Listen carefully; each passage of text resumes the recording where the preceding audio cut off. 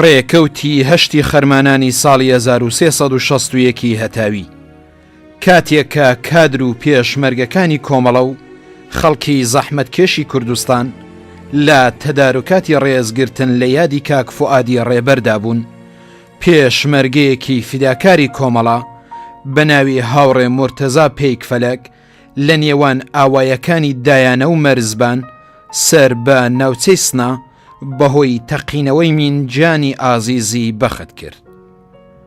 هاوڕێ مورتەزا پێیکفەلەک ناسراو بە عەبا تەدارکات ساڵی 1333 هەتاوی لە گەڕەکی جەوراوەی شاری سنا لەدایک بوو. بڕوانامەی دیپلۆمی لە بواری ڕیاضی فیزیک هەر لەو شارە وەرگرت و پاشان لە ناوچەی مەریوان بوو بە معەلیم.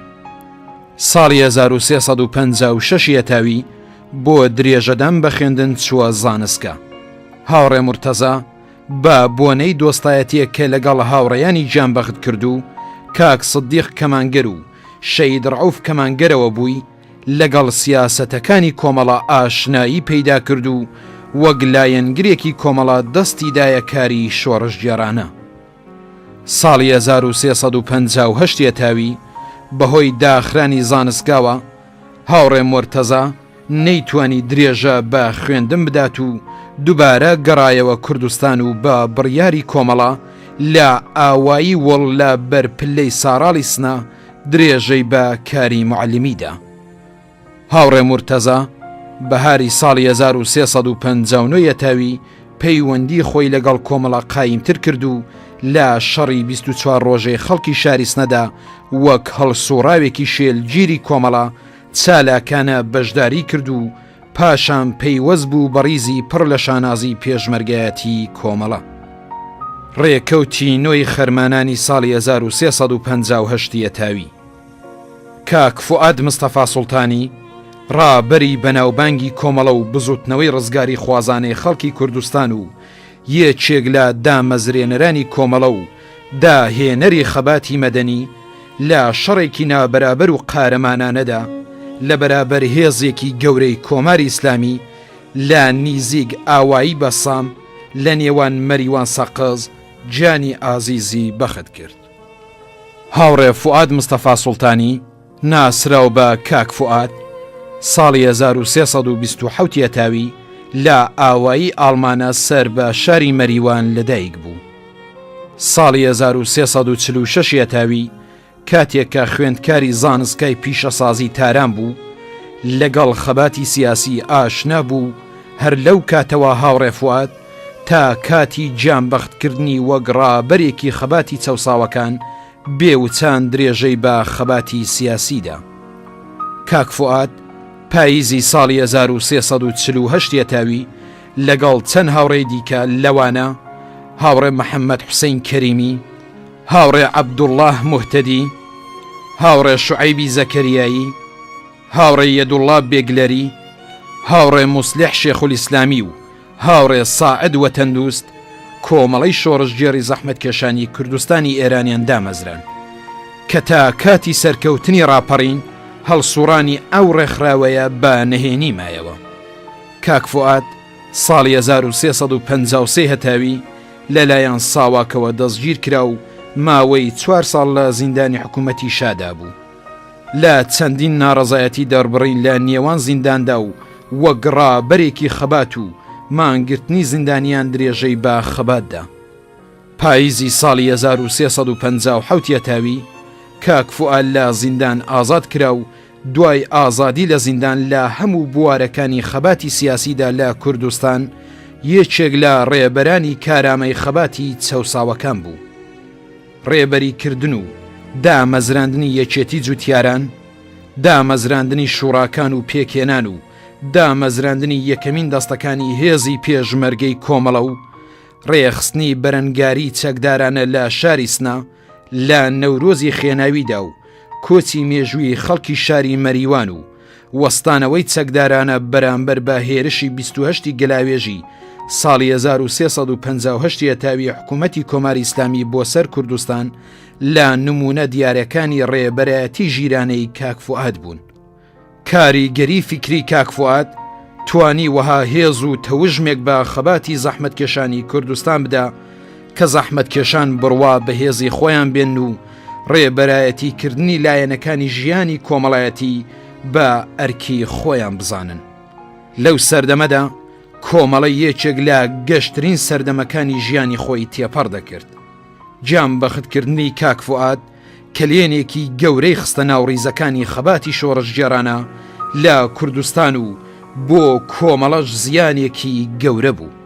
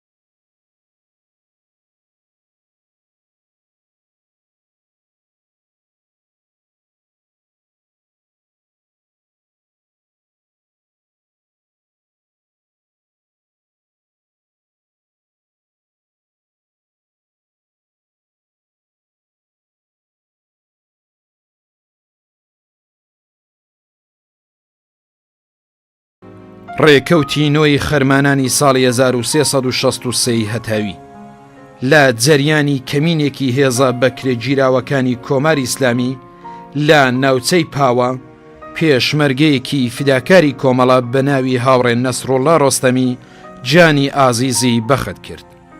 هاوڕێ نەسرۆڵڵا ڕۆستەمی ناسراو بە نەسەی پاڵنگان لە ئاوایی پاڵنگان سەر بە ناوچەی کامیاران لەدایک بوو. ڕێکەوتی نۆی خەرمانانی ساڵی 1363 هەتاوی لە جەریانی تێکەڵچوونێک لەگەڵ بەکرێگیراوانی کۆماری ئیسلامی لە ئاوایی ورە هەڵکەوتوو لە دەوروبەری شاری پاوە پێشمەرگەیەکی فیداکاری کۆمەڵە بە ناوی هاوڕێ ناسیح بەخشی جانی ئازیزی بەخت کرد. هاوڕێ ناسیح بەخشی ناسرەو بە دلێر هەورامی ساڵی 1331 هەتاوی لە ئاوایی دەرەهەجیج لە بەشی نۆتشە سەر بە ناوچەی پاوە لەدایک بوو.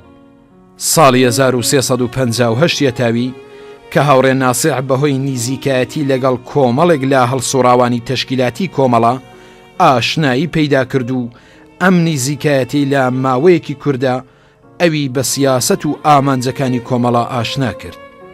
ساڵی 1359 هەتاوی لە درێژەی هەڵسوڕانی بێوچانی خۆیدا هاوڕێ ناسیح پەیوەست بوو بە ڕیزی عەلەنی هێزی پێشمەرگەی کۆمەڵە و بەهۆی خۆشەویستی و ئەو متمانەی کە لە نێو خەڵکدا وەدەستی هێنابوو هەر پاش پەیوەستبوونی ئەو بەڕیزی هێزی پێشمەرگەی کۆمەڵە 14 کەسی دیکەش لە خەڵکی ئاوایی دەرەهەجیج هاتنە ناو ڕیزەکانی هێزی پێشمەرگەی کۆمەڵەوە.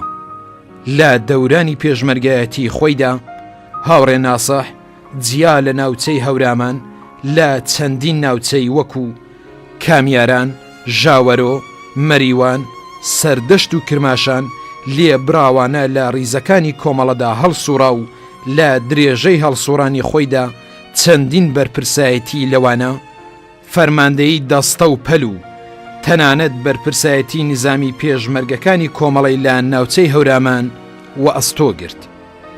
ڕێکەوتی نۆی خەرمانانی ساڵی 1365 هەتاوی پێشمەرگەیەکی کۆمەڵە بە ناوی هاوڕێ ڕەوشەنەک زەنگی کە چەند ڕۆژ پێشتر لە شەڕێکدا لە ناوچەی مەریوان بریندار بوو جانی ئازیزی بەخت کرد. هاوڕێ ڕەوشەنەک زەنگی ساڵی 1347 هەتاوی لە شاری سنا لەدایک بوو. ساڵی 1363 هەتاوی هاتە ناو ڕیزی پێشمەرگەی کۆمەڵە و پاشان لە گوردانی کاک فواد سازماندرا. لەو ماوەیەدا کە لە گوردانی کاک فواد پێشمەرگە بوو چالاکانە لە عەمەلیاتەکانی گەورەی سەوڵاوە و گرتنی پایەگەی ڕەشەدێ و بلچەسوور و دەیان عەمەلیاتی تر بەشداری کرد. ڕێکەوتی نۆی خەرمانانی ساڵی 1367 هەتاوی بە بۆنەی ساڵیادی گیانبەختکردنی کاک فوادی ڕابەر پێشمەرگەکانی کۆمەڵە لە گوردانی کاک فواد لە ناوچەی مەریوان زنجیرە عەمەلیاتیەکان دەست پێ کرد.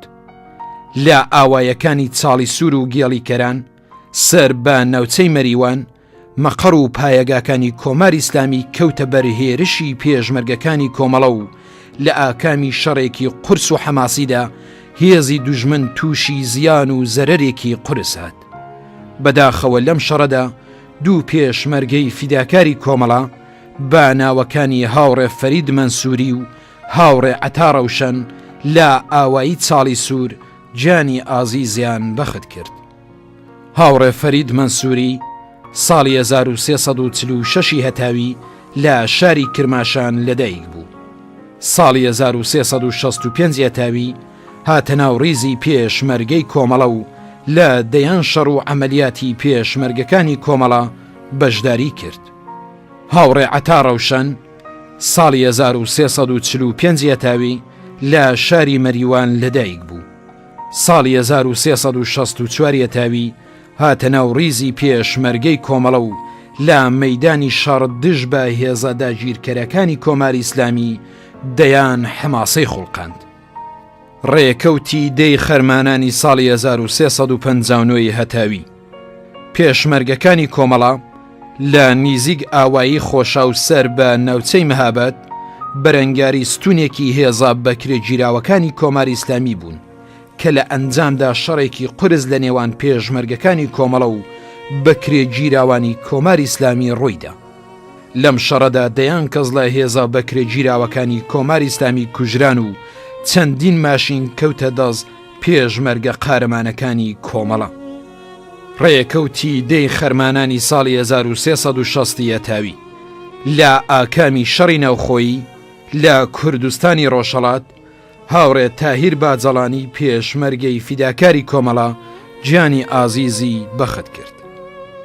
هاوڕێ تاهیر باجەڵانی ساڵی 1341 هەتاوی لە یەکێک لە ئاوایەکانی کامیاران لەدایک بوو. لە شەڕی خوێناوی سنەدا لە بەشی پەیوەندیەکان چالاکانە بەشداری کرد. هاوڕێ تاهیر لە دەیان شەڕی ناوچەی سنە و کامیاران حەماسەی خوڵقاند. ڕێکەوتی دەی خەرمانانی ساڵی 1361 هەتاوی لە ئاکامی شەڕێکی ناوخۆییدا دوو پێشمەرگەی فیداکاری کۆمەڵە لە نیزیگ ئاوایی وەتەمیش سەر بە ناوچەی مەهابەت بە ناوەکانی هاوڕێ ئەلیەزغەر جوودی و هاوڕێ عەتا میری گیانی ئازیزیان بەخت کرد. هاوڕێ ئەلیەزغەر جوودی ناسراو بە سەلاح تەورێزی لە شاری تەورێز لەدایک بوو. هاوڕێ عەتا میری ساڵی 1342 هەتاوی لە شاری سەقز لەدایک بوو تا سێ ڕاهنەمایی دەرسی خوێند. ساڵی 1360 هەتاوی پەیوەست بوو بە هێزی پێشمەرگەی کۆمەڵە و لە گوردانی 26 سەقز سازماندرا. هاوڕێ عەتا یەکێک لە پێشمەرگە قارەمانانە بوو کە لە هەموو شەڕەکانی هێزی پێشمەرگەی کۆمەڵە حەماسەی دەخوڵقاند. ڕێکەوتی دەی خەرمانانی ساڵی 1361 هەتاوی لە جەریانی شەڕی ناوخۆیی لە کوردستانی ڕۆژهەڵات لە ئاوایی کانی کۆتر سەر بە ناوچەی مەهابەت پێشمەرگەیەکی فیداکاری کۆمەڵە بە ناوی هاوڕێ کەماڵ فدەوی گیانی ئازیزی بەخت کرد. هاوڕێ کەماڵ فدەوی ڕێکەوتی 11 خەرمانانی ساڵی 1358 هەتاوی لە درێژەی هێرشی هێزەکانی کۆماری ئیسلامی کە لە 28 گەلاوێژی ساڵی 1358 هەتاویدا دەستی پێکرد بوو 42 کەس لە خەڵکی بێتاوانی ئاوایی قارنێ سەر بە ناوچەی نەغەدا بەدەستی هێزە بەکرێ گیراوەکانی کۆماری ئیسلامی بە ژن و منداڵ و پیر و گەنجەوە بە قەمە و چەکی گەرم قەتڵ و عام کران. ڕێکەوتی 11 خەرمانانی ساڵی 1364 هەتاوی لە عەمەلیاتێکی پێشمەرگەکانی کۆمەڵە بۆ سەر پایەگایەکی بەکرێ گیراوانی کۆماری ئیسلامی لە ئاوایی شەڕەفکەند سەر بە ناوچەی بۆکان هێزەکانی کۆماری ئیسلامی تووشی زیان و زەرەرێکی زۆر هاتن و لە ئاکامی ئەم شەڕەدا دەیان کەس لە هێزی دوژمن کوژران. بەداخەوە لەم شەڕەدا پێشمەرگەیەکی فیداکاری کۆمەڵە بەناوی هاوڕێ سەلاح بەهرامی گیانی ئازیزی بەخت کرد. هاوڕێ سەلاح بەهرامی ناسراو بە سەلاحی سنا ساڵی 1343 تاوی لە شاری سنا لەدایک بوو. هاوینی ساڵی 1342 تاوی هاتە ناو ریزی پێشمەرگەی کۆمەڵە و لە گوردانی سیویەکی بۆکان سازماندرا. لە دەیان ئەمەلیاتی ناوچەی بۆکان بەشداری کرد و فەرماندەی دەستا دوایین ئەرکی تەشکیلاتی هاوڕێ سەلاح بوو. ڕێکەوتی 11 خەرمانانی ساڵی 1364 تاوی لە ئاکامی شەڕی ناوخۆی لە کوردستانی ڕۆژهەڵات لە ئاوایەکانی سۆگەلێن سەر بە ناوچەی سنا 5 پێشمەرگەی فیداکاری کۆمەڵە ئێعدام کران کە بریتین لە هاوڕێیان حەمید حاجی میرزایی، جەلیل زەکەریایی، حەمید یاسی، پڕشنگ ڕۆستەم گورجی و حومێرا بەسامی.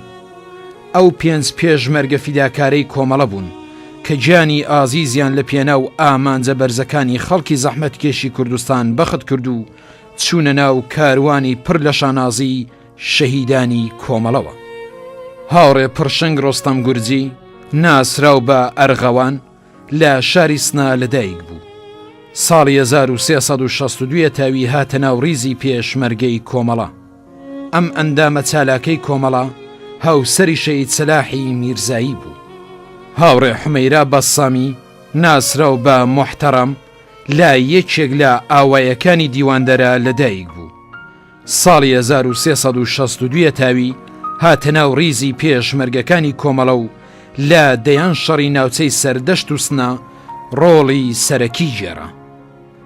هاوڕێ جەلیل زەکەریایی ناسراو بە جەمیل ساڵی 1342 هەتاوی لە شاری سنا لەدایک بوو. ساڵی 1359 تاوی پەیوەندی بە تەشکیلاتی نێنی کۆمەڵەوە گرت و ساڵی 1361 تاوی هاتە ناو ریزی پێشمەرگەی کۆمەڵە. هاوڕێ جەلیل ئەندامی کۆمەڵە و بەرپرسی دەستەیەک لە پێشمەرگەکانی کۆمەڵە بوو. هاوڕێ حەمید حاجی میرزایی ساڵی 1340 تاوی لە ئاوایی باوەرێز سەر بە ناوچەی سنا لەدایک بوو. ساڵی 1361 تاوی پەیوەست بوو بەڕیزی پێشمەرگەی کۆمەڵە و لە دەیان ئەمەلیاتی پێشمەرگەکانی کۆمەڵە بەشداری کرد. هاوڕێ حەمید فەرماندەی دەستە و بەرپرسی تەدارکات و هەروەها ئەندامی کۆمەڵە بوو.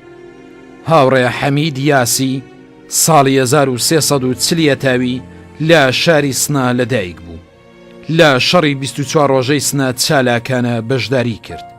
ساڵی 1362 تاوی هاتە ناو ریزی پێشمەرگەی کۆمەڵە و لە دەیان ئەمەلیاتی ناوچەی جنوب بەشداری کرد. ڕێکەوتی 12 خەرمانانی ساڵی 1361 تاوی لە هێرشێکی هێزە بەکرێ گیراوەکانی کۆماری ئیسلامی بۆ سەر بنکەکانی پێشمەرگەی کۆمەڵە لە ئاوایی هەزارکانیان لە ناوچەی ساڕاڵ سەر بە ناوچەی سنا 3 پێشمەرگەی فیداکاری کۆمەڵە بە ناوەکانی هاوڕێ ئەنوەر عەبدی و هاوڕێ بێهروز میرانی و هاوڕێ فارس شەریفی گیانی ئازیزیان بەخت کرد.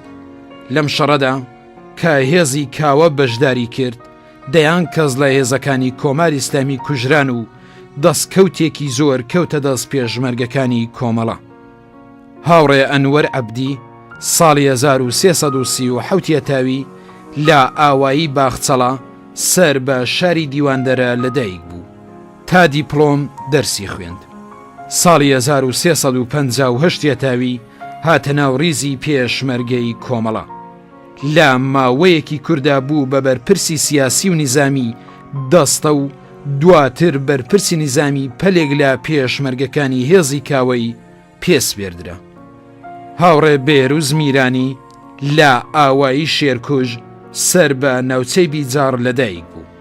ساڵی 1360 تاوی هاتە ناو ریزی پێشمەرگەی کۆمەڵە و لە هێزی کاوە سازماندرا. هاوڕێ فارس شەریفی ساڵی 1336 تاوی لە ئاوایی کێلەکە و سەر بە ناوچەی دیواندەرە لەدایک بوو تا دەورەی ڕاهنمایی درێژەی بە خوێندندا. بەهاری ساڵی 1350 تاوی هاتە ناو ڕیزی پێشمەرگەی کۆمەڵە. دوایین ئەرکی تەشکیلاتی هاوڕێ فارس فەرماندەی نیزامی پەلێک لە پێشمەرگەکانی کۆمەڵە لە هێزی کاوە بوو. هەروەها هاوڕێ فارس کوڕی شەهید ڕەحمان شەریفی ناسراو بە مام ڕەحمان بوو. ڕێکەوتی 12 خەرمانانی ساڵی 1361 هەتاوی لە هێرشێکی ئاسمانی هێزەکانی کۆماری ئیسلامی لە نیزیک ئاوایی برایم ئاوا سەر بە ناوچەی دیواندەرە پێشمەرگەیەکی فیداکاری کۆمەڵە بە ناوی هاوڕێ ئیسماعیل مستۆفی گیانی ئازیزی بەخت کرد.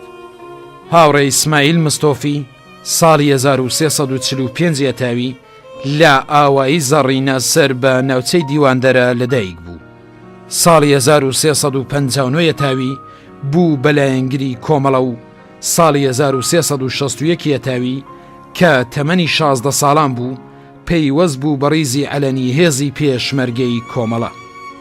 ڕێکەوتی 12 خەرمانانی ساڵی 1365 هەتاوی چەند دەستە لە پێشمەرگەکانی کۆمەڵە لە پەلی شوان لە نیزیک ئاوای گزەردەرە لە لەیلاق سەر بە ناوچەی سنە کەوتنە کەمینی هێزەکانی کۆماری ئیسلامی و لە شەڕێکی قارەمانانە و حەماسیدا توانیان هێزە بەکرێ گیراوەکانی کۆماری ئیسلامی تێک بشکێنن.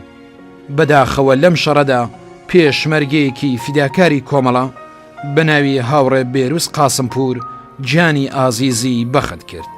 هاوڕێ بێروس قاسمپور ساڵی 1344 تاوی لە شاری سنا لەدایک بوو. ساڵی 1364 تاوی لە سەربازی خۆی دەرباز کرد و پەیوەست بوو بە ڕیزی پێشمەرگەی کۆمەڵە و دواتر لە گوردانی شوان سازماندرا. ڕێکەوتی 13 خەرمانانی ساڵی 1361 هەتاوی هاوڕێ جەمیلە فەتحی پێشمەرگەی فیداکاری کۆمەڵە بەهۆی نەخۆشی لە ناوچەی سەردەشت گیانی ئازیزی لەدەستدا. هاوڕێ جەمیلە فەتحی ڕێکەوتی 13 خەرمانانی ساڵی 1362 هەتاوی لە درێژەی پەلامەری هێزا بەکرێ گیراوەکانی کۆماری ئیسلامی بۆ سەر ناوچە ئازادکراوەکانی کوردستان شاڵا و هێرشی هەزاران چەکداری کۆماری ئیسلامی لە چەندین قەرارگاوە بۆ سەر ناوچەی گەورکی سەقز دەستی پێکرد کە بنکە و بارەگاکانی هێزی پێشمەرگەی کۆمەڵە و ماڵبەندی مکریانی کۆمەڵی لەخۆ گرت بوو. هێرشی هەزاران کەس لە هێزی نظامی ڕژیم بە چەکی قورس کە ستونێکی گەورە پشتیوانی لێدەکرد لەگەڵ بەرەنگاری قارەمانانەی هێزی پێشمەرگەی کۆمەڵە و پشتیوانی خەڵکی زەحمەتکێشی ناوچەکە ڕووبەڕوو بووەوە. ئەم جارەش ڕۆڵەکانی خەڵکی چەوساوەی کوردستان بە ورەیەکی بەرز و لە بار و دۆخێکی نالەباردا بە خوڵقاندنی حەماسەیەکی تر سەرکەوتوانە هاتنە دەر.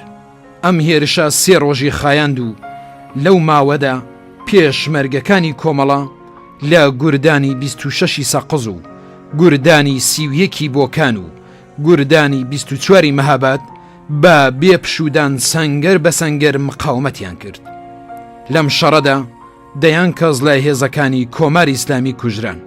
بەداخەوە ئەم شەڕە بە خوێنی 12 پێشمەرگەی فیداکاری کۆمەڵە لە مێژووی خەباتی ڕزگاری خوازانەی گەلی کورد بۆ بەدەستهێنانی مافەکانیان تۆمار کرا کە بریتین لە هاوڕێیان شاهین ئێحتمائی، جەلیل یوسف زادە، ئیبراهیم ڕەشیدی، عوسمان شەریفیان، تاهیر مینەپور، عەبدوڵڵا فەتحی، عەتا فەرەجیان، فەرەیدون تاهری، محەممەد فەردات، حیسام حەسەنی، حەسەن ڕەزایی و ئیبراهیم ڕەسوڵزادە ئەو 12 پێشمەرگە تێکۆشەرە بوون کە گیانیان بۆ بەدیهاتنی ئامانجە بەرزەکانی خەڵکی کوردستان لە ڕێگەی ئازادی و سوسیالیزمدا بەخت کرد.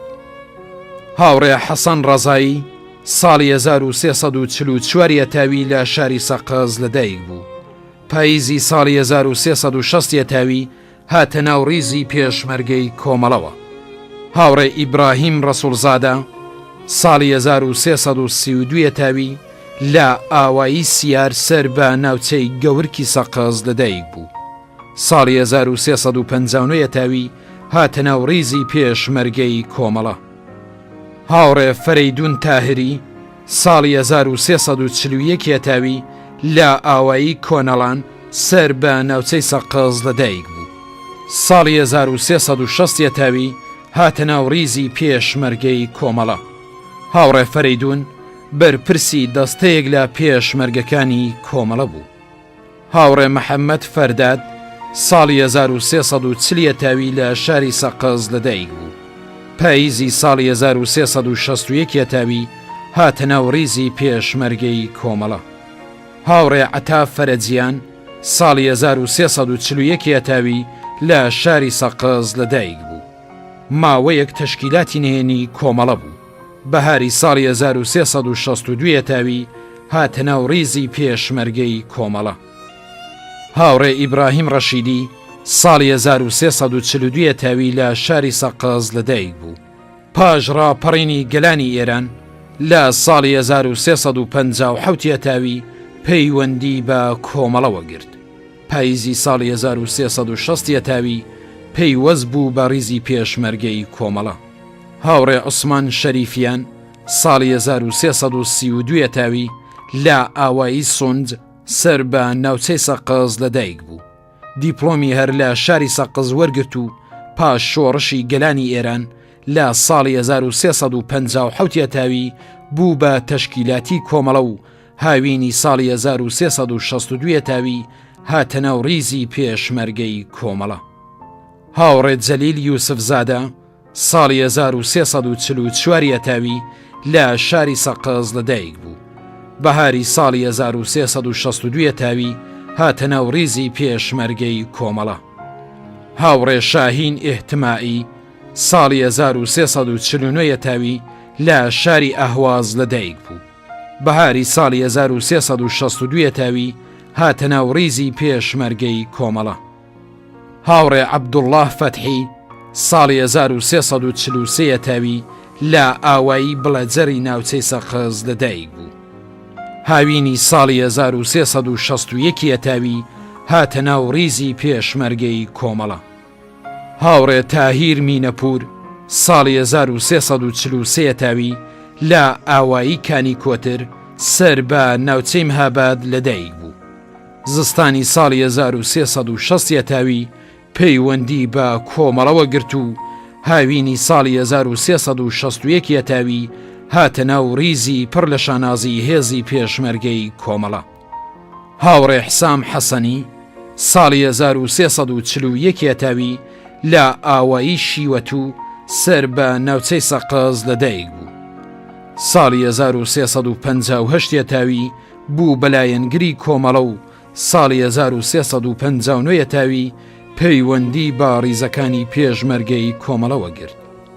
لە درێژەی ئەم هەڵسوورانەدا هاوینی ساڵی 1361 تاوی بوو بە ئەندامی کۆمەڵە.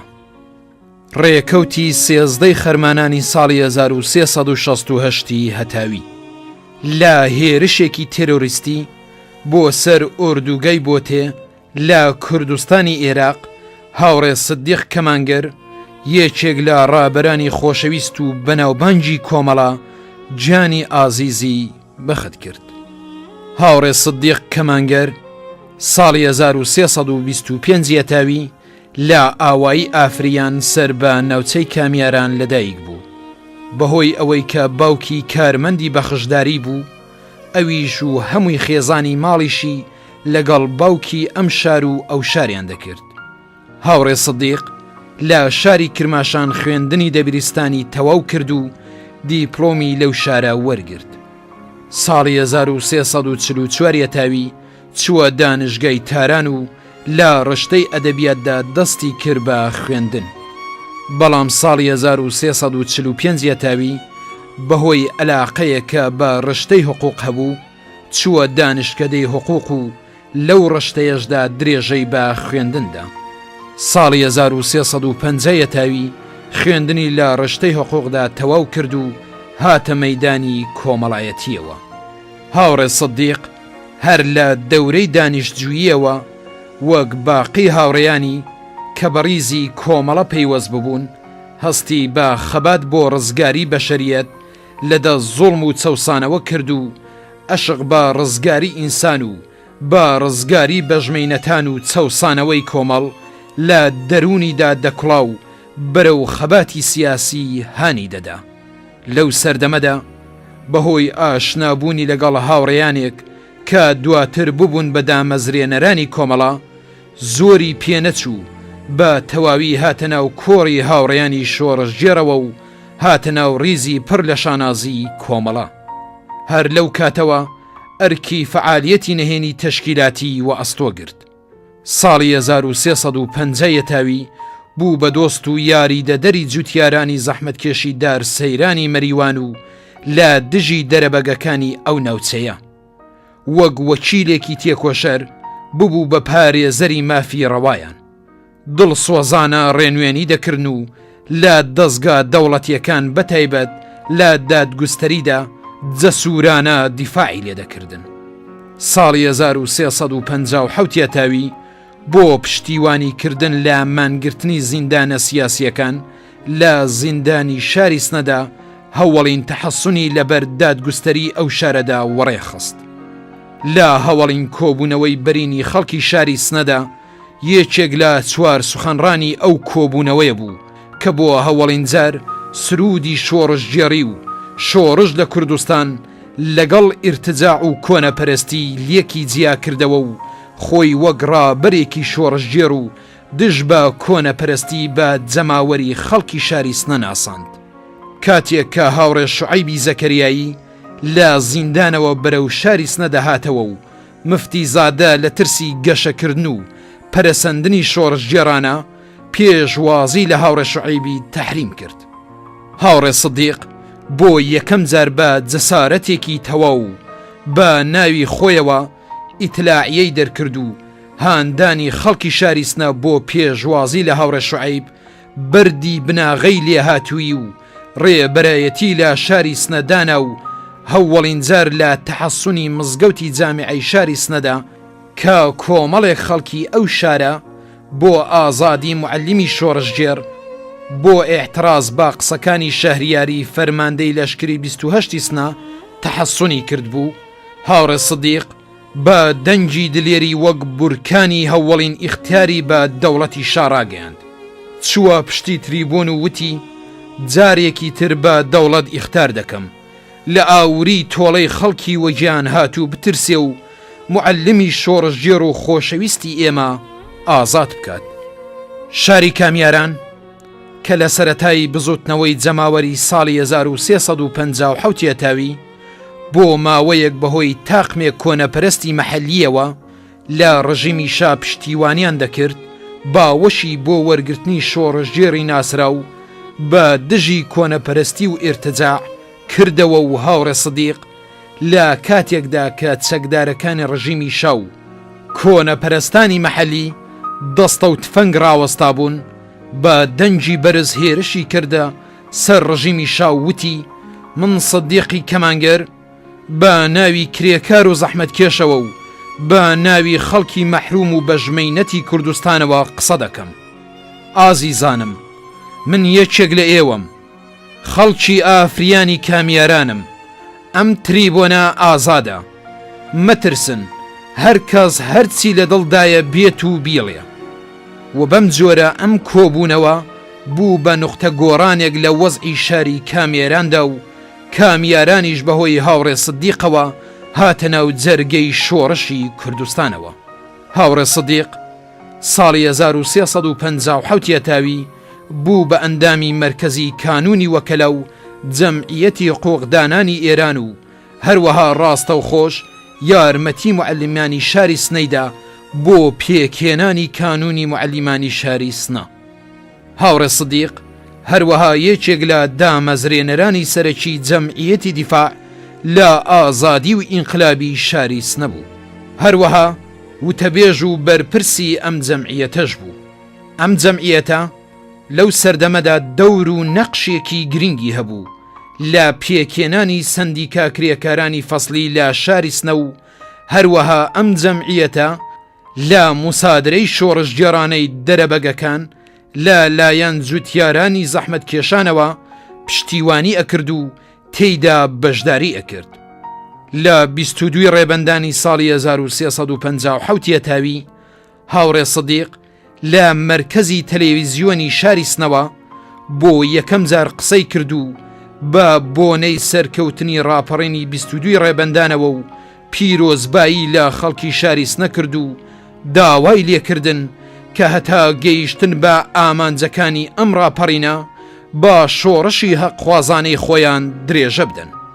لە جەریانی نەورۆزی خوێناوی سنەدا خاکەلێوەی ساڵی 1358 تاوی کە بە ئیبتکاری کۆمەڵە شوڕای ئینقلابی شاری سنە پێکات و هاوڕێ سدیق وەک ڕابەرێکی شۆڕژگێر کە ببووە بە جێگای متمانەی کۆمەڵانی خەڵکی تێکۆشەری شاری سنە بوو بە وتەبێژ و بەرپرسی ئەم شوڕایە و پێکهاتنی شوڕای ئینقلابی شاری سنەی لە ڕادیۆی ئەم شارەوە ڕاگەیاند. هەروەها بە جەسارەتێکی تەواوەوە ئەرکی مێژووی خۆی لە ڕعسی شوڕای ئینقلابی شاری سنەدا بە تەواوی بەجێهێنا و لە ڕادیۆ و تەلەڤیزیۆنی شاری سنەوە فەرمانی مێژووی و جەنگاوەرانەی ئەو سەردەمەی بە کۆمەڵانی شۆڕژگێڕی شاری سنە ڕاگەیاند.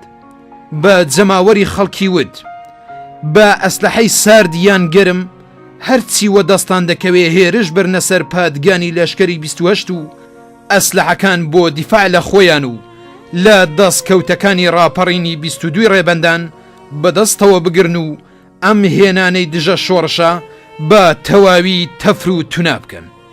کاک سدیق بە ئیبتکاری خۆی و شوڕای ئینقلابی شاری سنە سەرهەنگ سەفەری فەرماندەی ئەو کاتی لەشکری 28 کێشایە سەر ڕادیۆ سنە و واداری کرد فەرمانی وەستانی تەقە و تەسلیمبوونی ئەرتەش بە خەڵکی شۆڕژگێڕی ئەم شارە ڕابگەیەنێ.